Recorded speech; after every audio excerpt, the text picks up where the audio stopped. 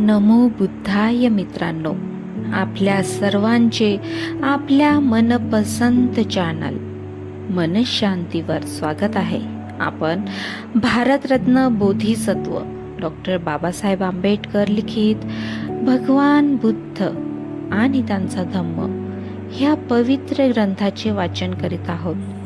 चला तर सुरू करूया आजच्या वाचनाला.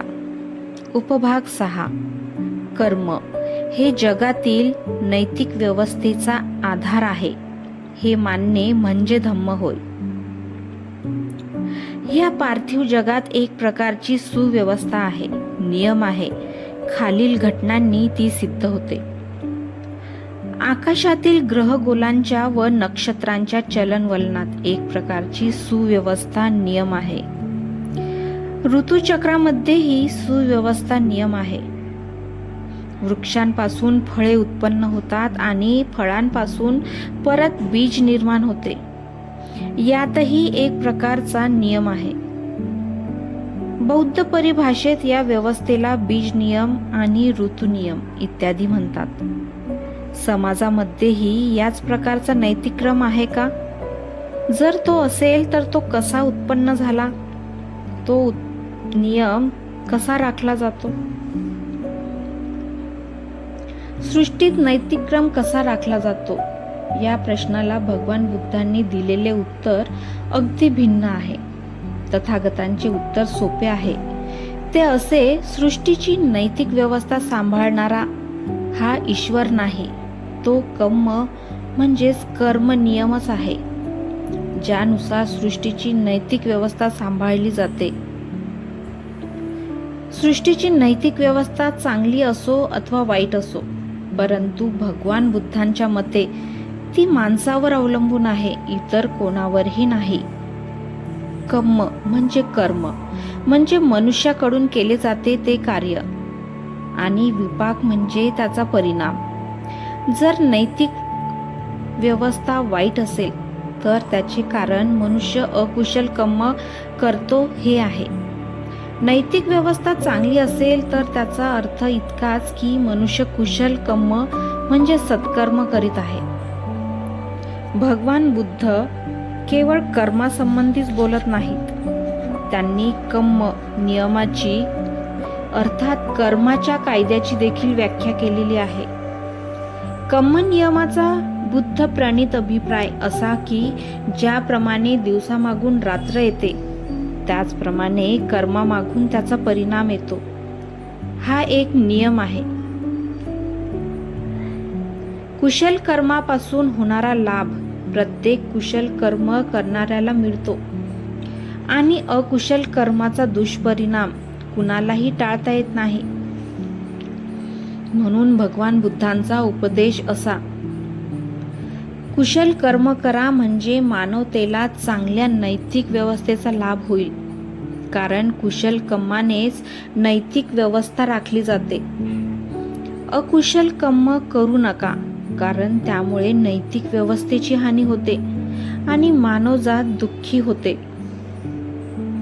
हे शक्य आहे की कर्म आणि कर्माचा होणारा परिणाम म्हणजेच विपाक या दोहोंमध्ये थोडे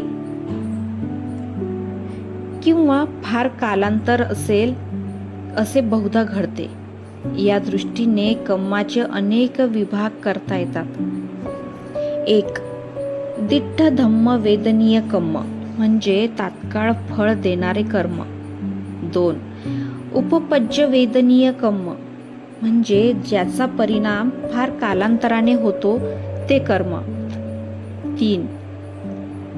अपरापरिवेदनीय कर्म म्हणजे अनिश्चित काळानंतर फळ देणारे कर्म.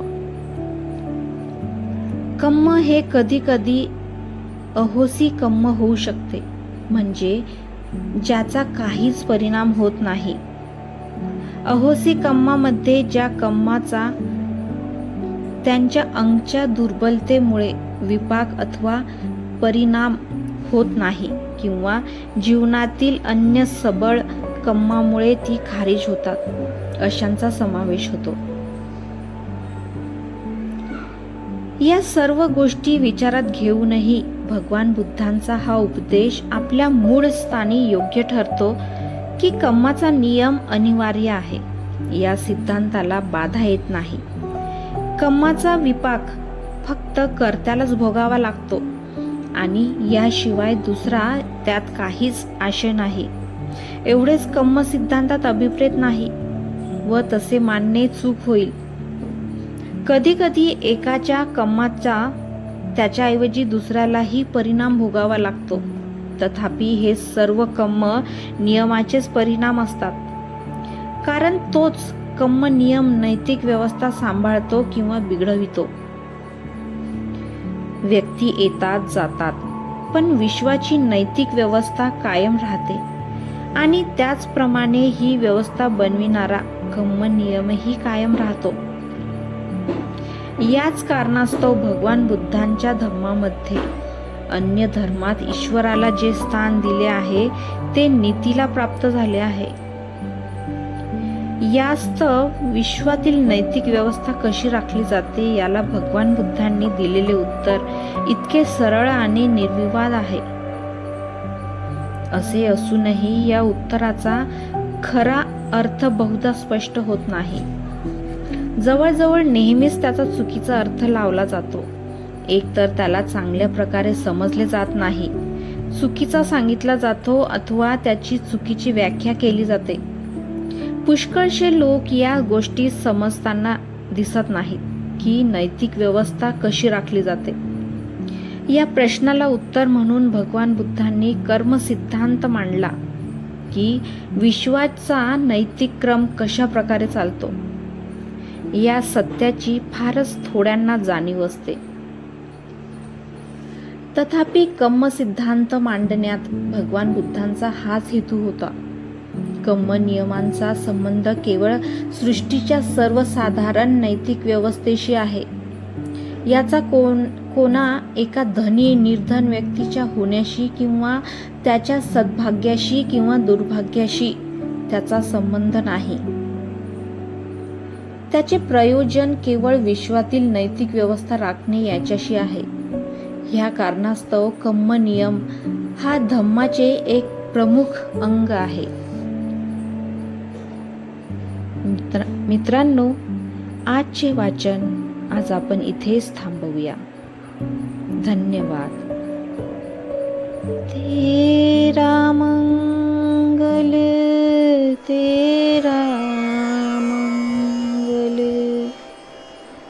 तेरा मंगल होय रे, सबका मंगल सबका मंगल, सबका मंगल होय रे.